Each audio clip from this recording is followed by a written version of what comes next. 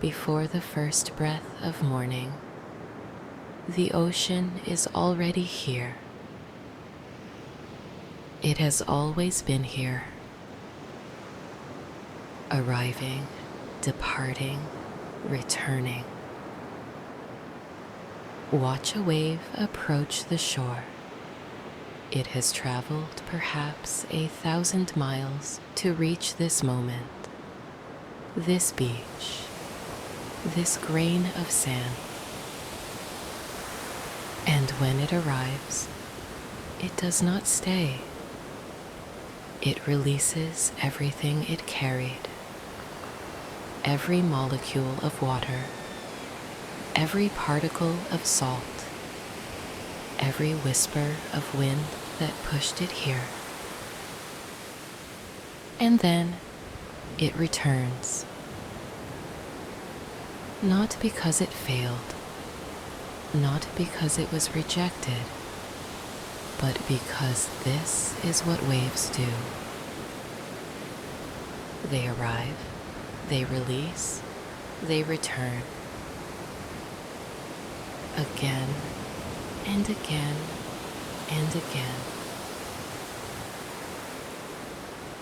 For 4 billion years, without complaint, without hesitation, without asking why. The ocean has no hurry. It does not rush toward the shore. It does not race away. It simply moves in rhythm with something far older than itself. The moon pulls. The ocean answers. Twice each day, for all of time, this conversation continues. High tide, low tide, high tide, low tide. A breath that takes 12 hours to complete. The largest living thing on Earth, breathing with the cosmos. And you, standing at the edge, are part of this breath. From above, the ocean is a single thing. Blue, endless, unbroken. No waves, no separation, no individual drops fighting for space. Just water. 70% of everything you can see from space. And yet, we call it Earth. Below the waves, there is a world you cannot see from shore. A world of blue light fading into darkness.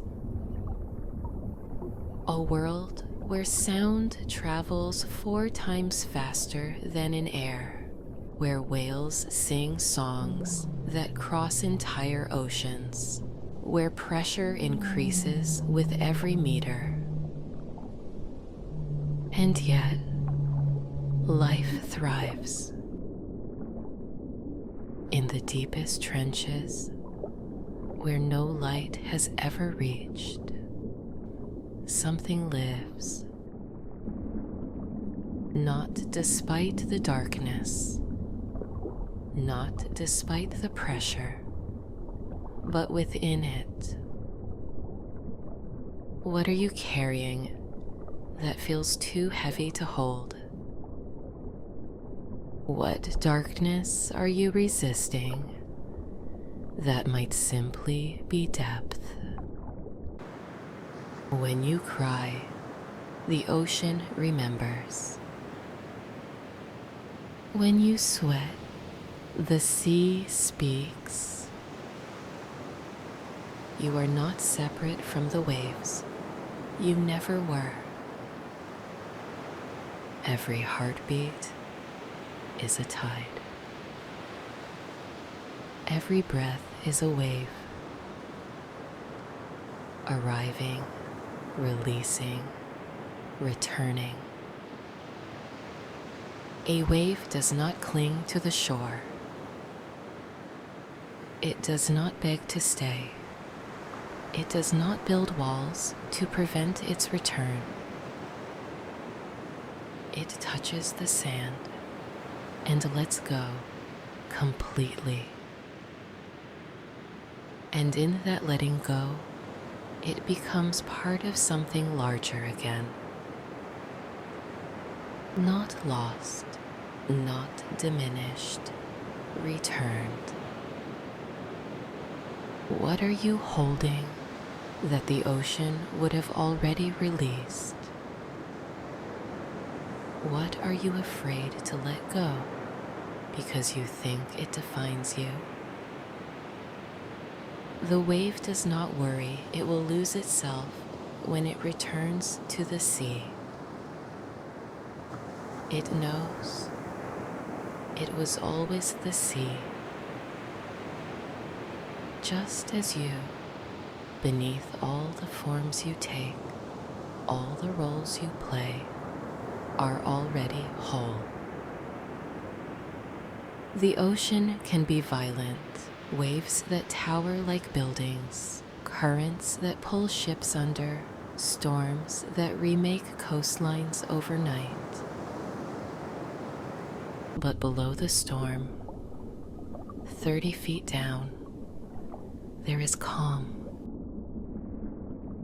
Perfect, untouched, still.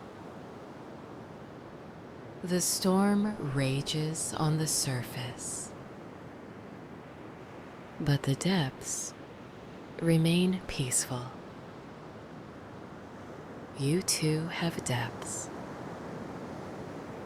places in you that no storm can reach, spaces of calm that exist regardless of what hurricanes blow across your surface.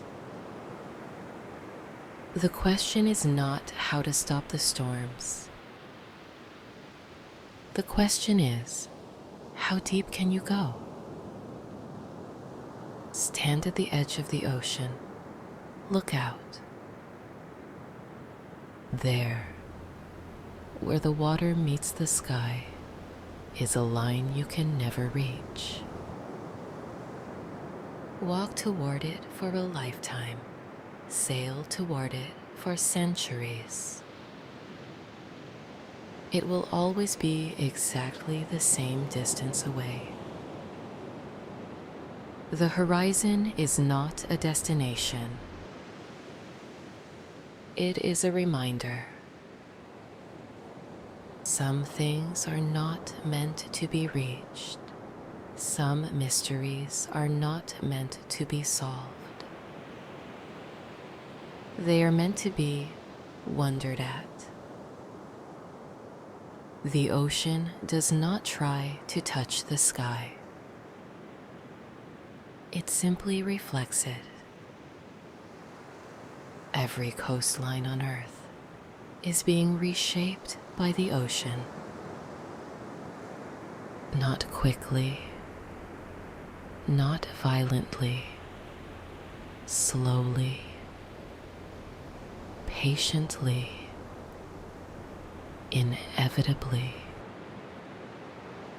A cliff that took 1,000,000 years to form will be worn smooth by waves.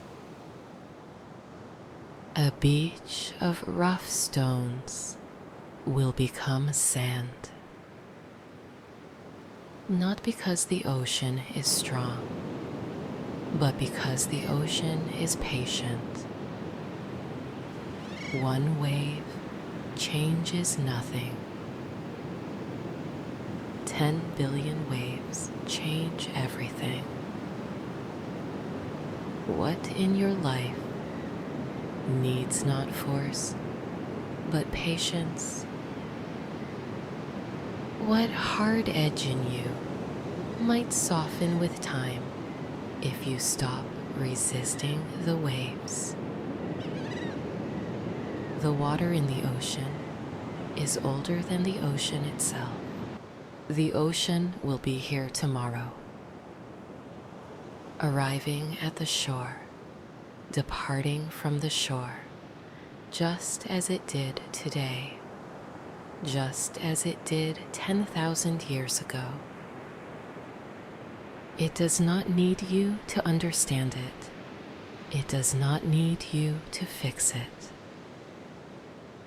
But perhaps you need it. This reminder that some things are larger than your problems, older than your pain, deeper than your fears. The next time you feel overwhelmed or stuck or lost, remember the ocean. Remember how it surrenders, not because it is weak, but because surrender is wisdom. Remember how it returns again and again and again, and yet remains deeply, deeply patient. You are the ocean. You have always been the ocean. Now, let yourself move like it.